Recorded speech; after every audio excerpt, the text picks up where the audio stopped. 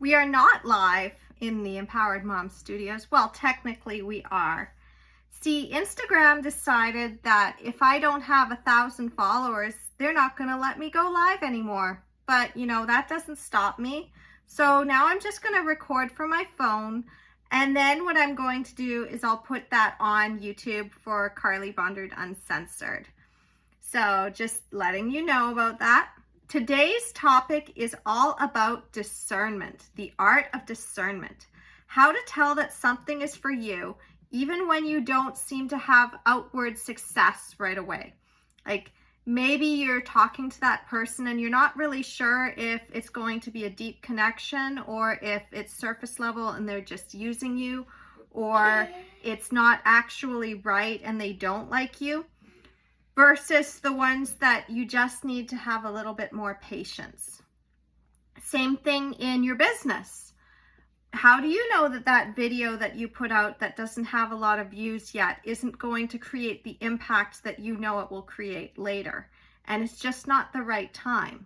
See, as a birth worker, I understand the dichotomy between the natural birth community and the medical birth community. And the medical birth community is all about signs of progress on the outside, being measured, and then seeing it's like, well, you're not far enough along, so it's not going to happen, so we're going to interfere.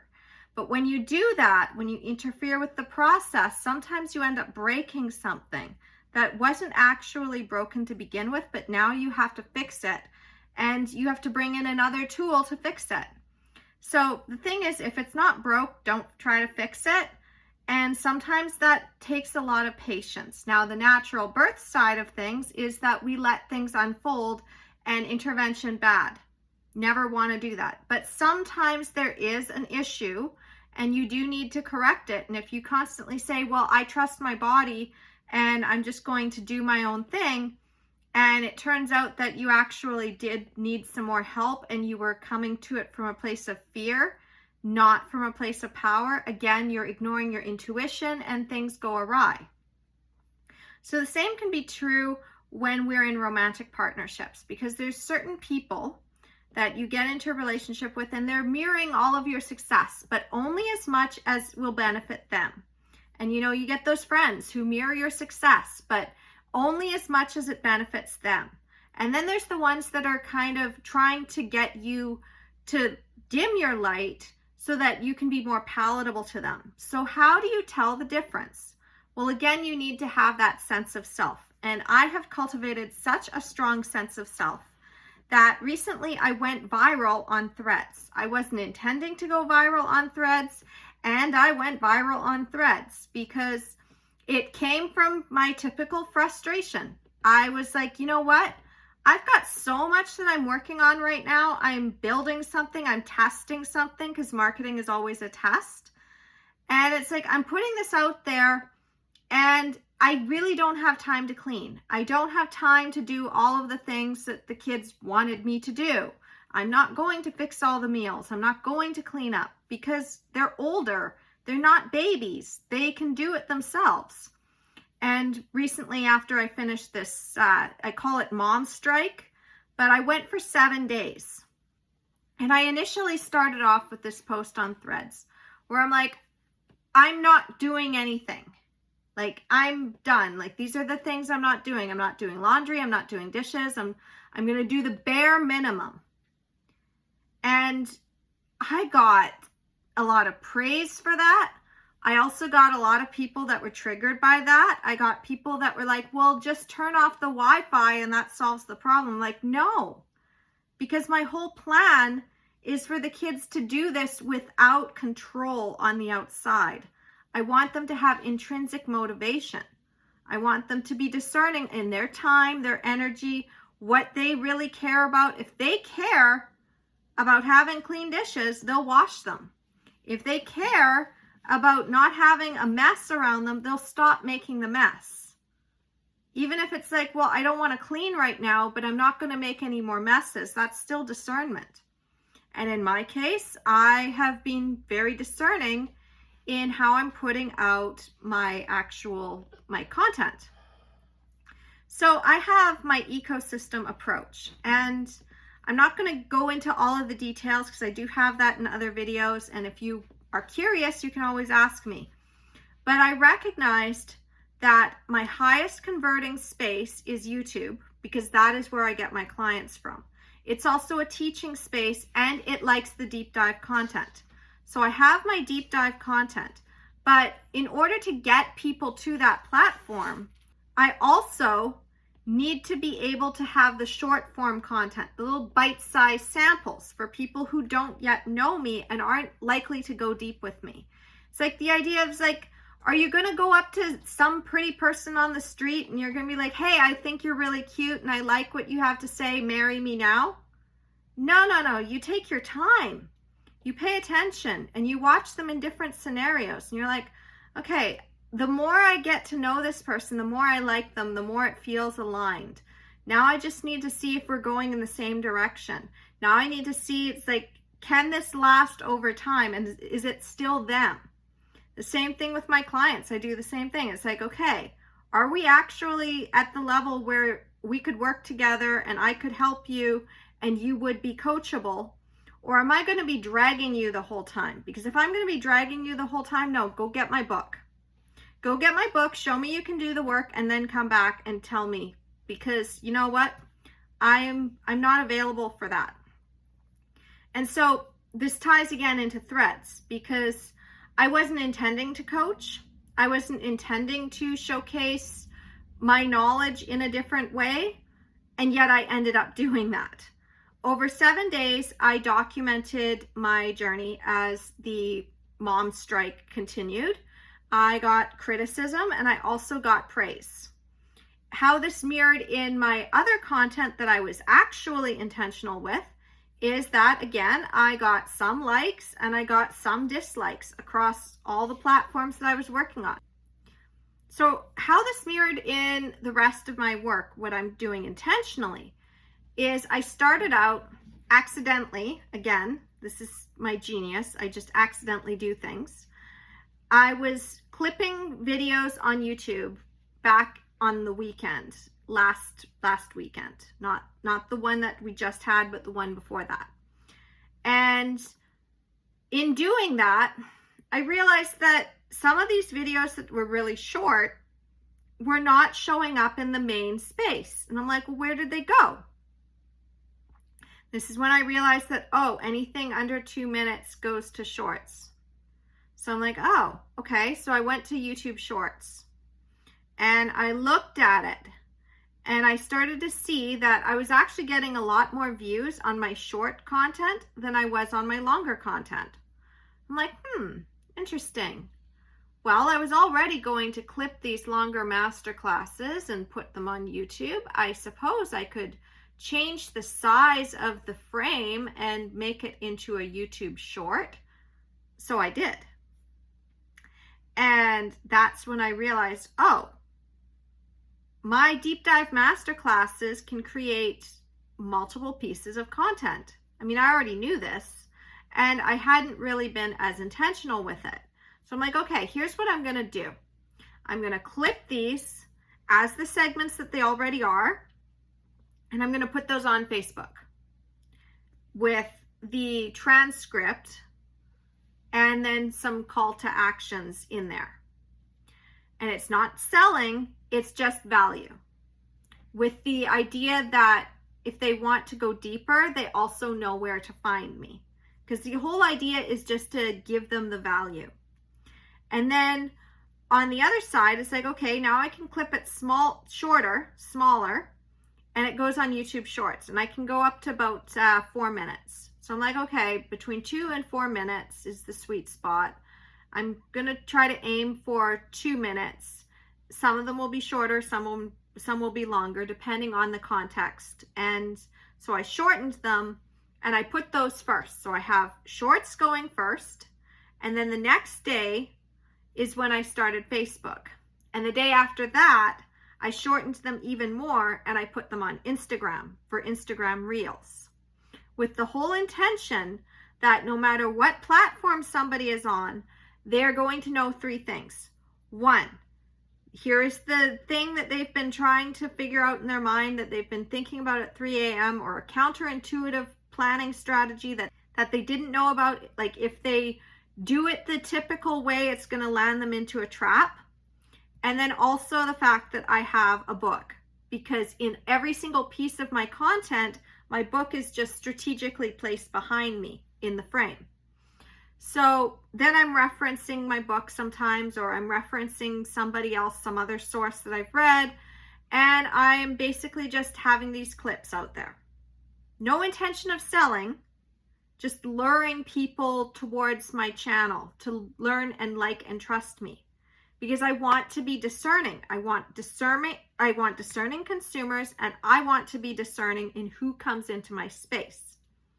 Now, how this ties back into threads is that when I was attracting people, there was one person who just wanted to keep arguing with me and telling me about their strategy and how wonderful it was and how it worked for them. And I'm like, you know, that's just not the way that I want to do it with my kids. And here's the ways that that doesn't actually work. And it doesn't do the thing that you think it's going to do, because I recognize that strategy and I can already see all of the holes in it. That's one of my superpowers, is I know how to get out of tight spots. I know how to get out of traps that people lay for me. And I know how to find the loopholes that other people would think, oh, she'll never figure it out. Oh no, I totally will figure it out.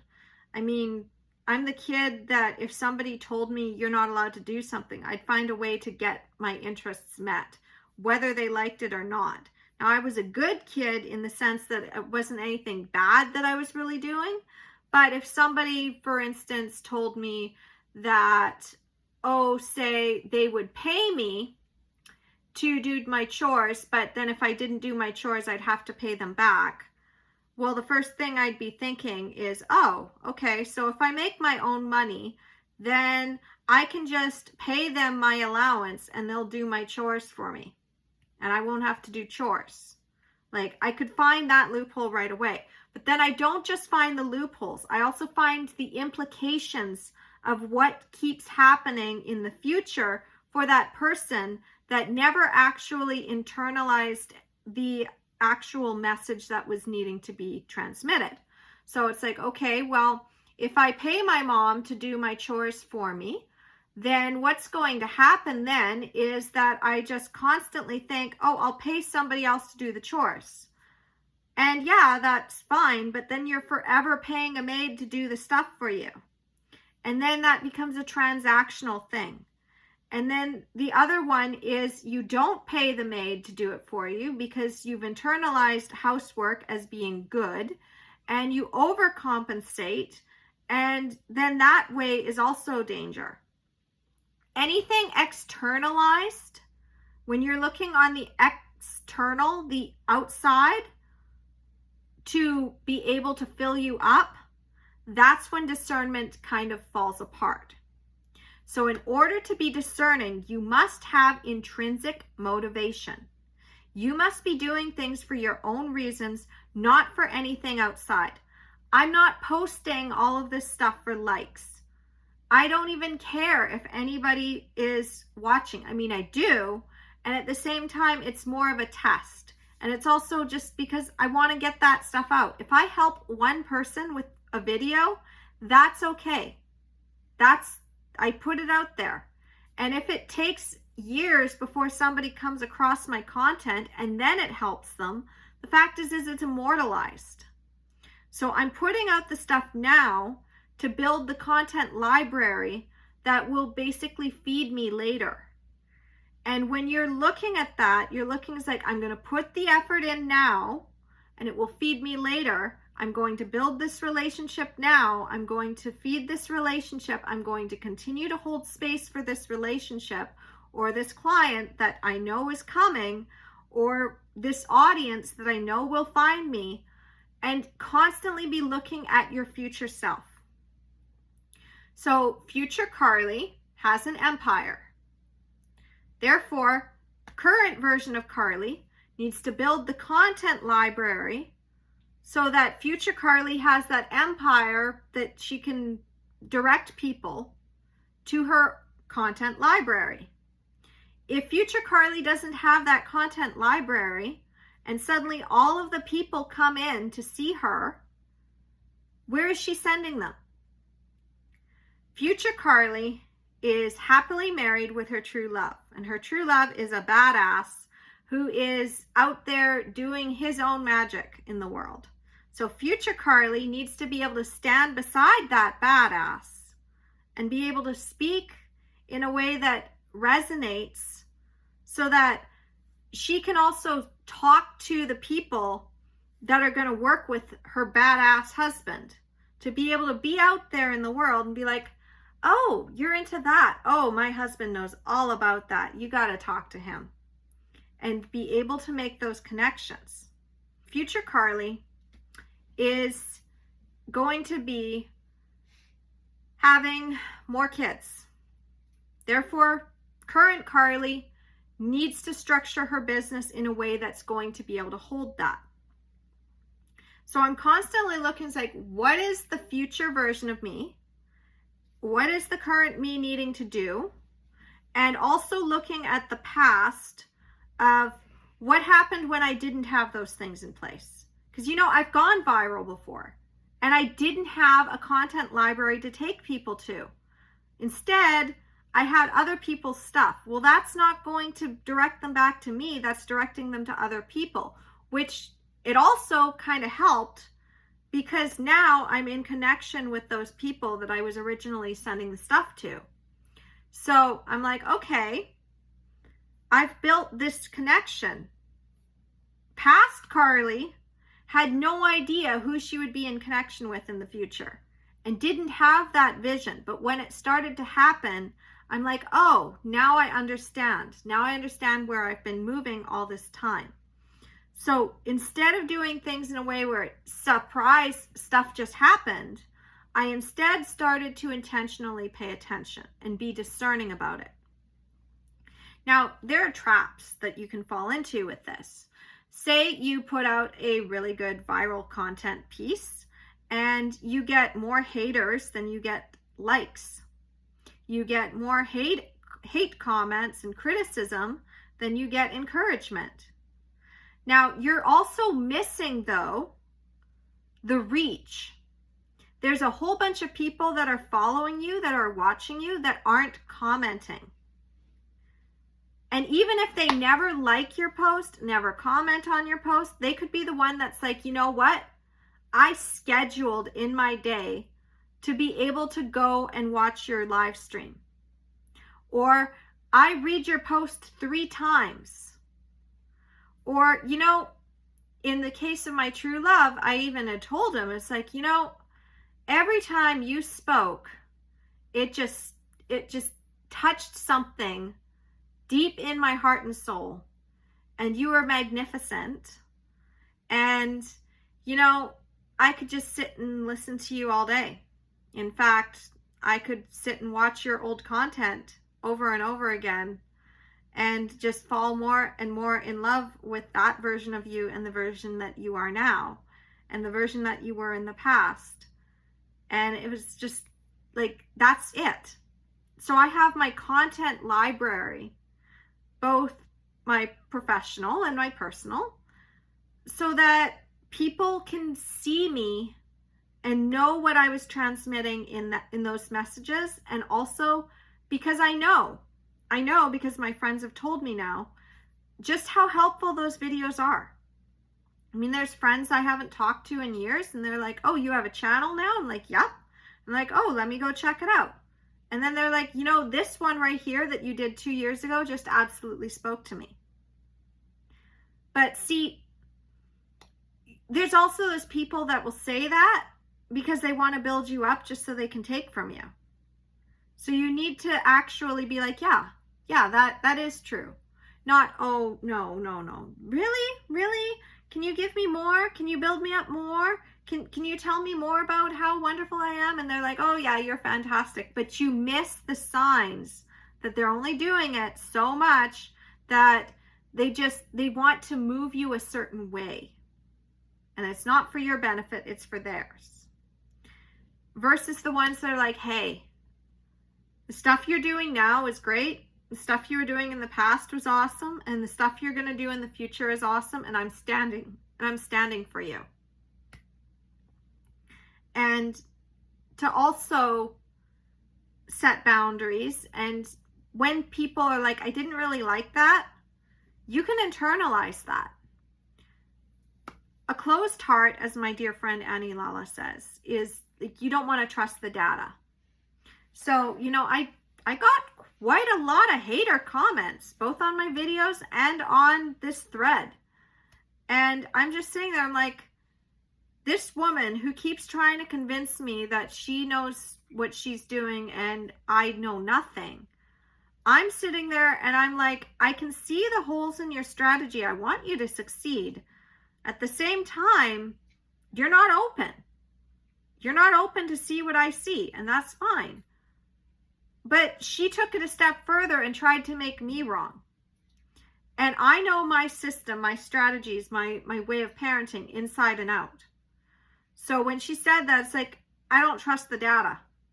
First of all, you're not close enough to me to actually understand my system. You're an outsider on the outside. And then she's like, well, what do you see?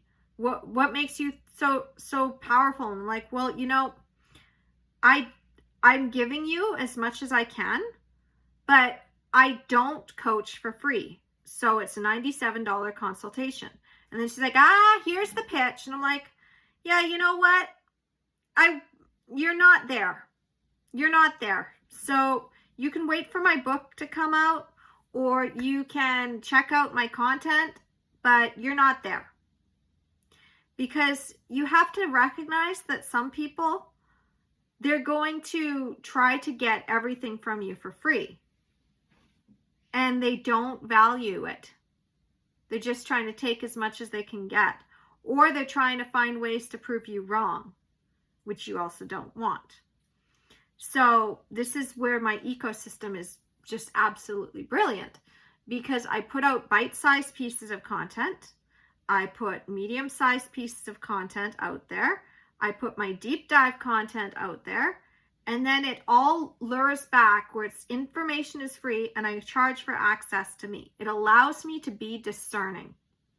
Because when those conversations happen, I can see where people are at very easily. I could see. It's like, does this woman actually want to know? Well, she keeps talking to me. However, it still looks very surface level. She keeps trying to prove me wrong. So that already is like, I wouldn't, even if she paid me $1 million, I would be like, no, you can go somewhere else to learn this stuff. There's no way I'm going to sit there and coach you when you are in this energy. Now, if you change your energy to be more open, maybe I'll give you another chance.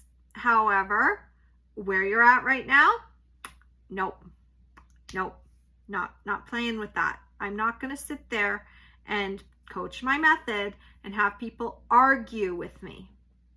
Challenge it. Give me a different perspective. Give me something to think about, sure. But straight out argue just to prove yourself right and me wrong? No, I had enough of that in my past relationship. So I'm not doing that again. So yeah, you have to basically look at those comments. You need to look at what the world is showing you.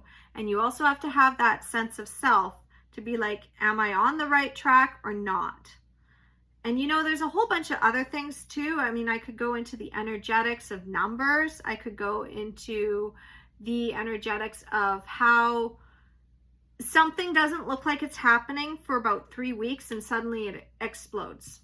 I mean, I'm only in week 2 of my little content takeover, and I'm already seeing tiny little results in there. I haven't seen the whole effect. Just like anything else, you really need to recognize that there is a season for your growth. However, when you feel it in your heart and soul that this is right, then the outside becomes a different type of mirror. It shows you where you were. It shows you what you can overcome. It shows you, it's like, you know, people are seeing you now. And there's going to be the ones that are going to try and sniff around and try to tell you that the way you're doing something isn't right. I mean, I get people saying, hey, your channel's really great. You've got great content, but your SEO is off. And I'm like, I'm not trying to do SEO. That's not what I'm doing. But thanks for taking a few minutes to look at my channel. Or the people that are like, hey, I heard what you're saying, but you know, you better say it a different way because you're going to piss people off. I'm like, well, go check out my videos on Art of Pissing People Off. Because if you're speaking to people and they all like what you're saying, you're way, way, way too palatable. You will not find your people. You will not be able to be discerning. You need to be able to trigger them just enough. And the ones that you want to trigger, like, some of them are going to defend with their ego, and you're going to be like, well, I just saved myself from working with that nightmare person. If they ever were like, I want to work with you, now I know. Oh, no, I don't want that one. Versus the one that's like maybe not completely on board yet, but at the same time, you know that if you nurture that relationship and give it time, that they'll eventually come around. Because sometimes it really is just a timing thing. And speaking of timing, it's been about a week now since I watched these cute little spiders and their little spider mating dance. Go check out my Instagram. I did put a story out there, but if you were wondering about the little spider saga, it basically has culminated with Charlotte is resting and taking care of herself and nourishing herself. And Jack Spiderton, that's the name that I've chosen, he's above right now watching her, and they got it on to Marvin Gaye. Literally, I put the actual music on for them, which is pretty funny. Again, it's on Instagram. You can go and see it. But I basically did that to get them in the mood because they were getting closer to each other. After being separated for about a week, he came back up to see her, and they were back to being happy again, and they were doing a little spider mating dance. And then eventually I'm like, oh my gosh, they're finally mating. So they're together. True love happened. They're taking a little bit of space now. She's formulating her little web and resting, and he's guarding things, and yeah, it's been pretty good.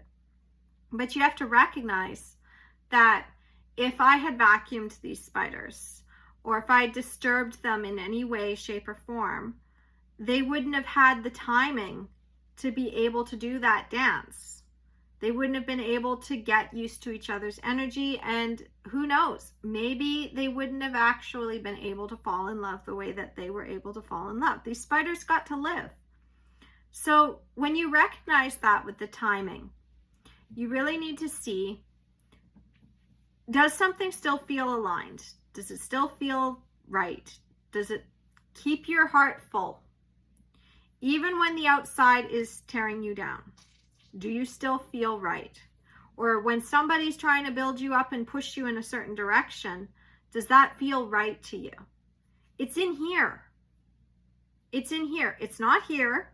It's not out here. It's in here. Okay? It's in here. This is where you need to be paying attention. This is where you are going to be noticing the resonance. Your head lies to you.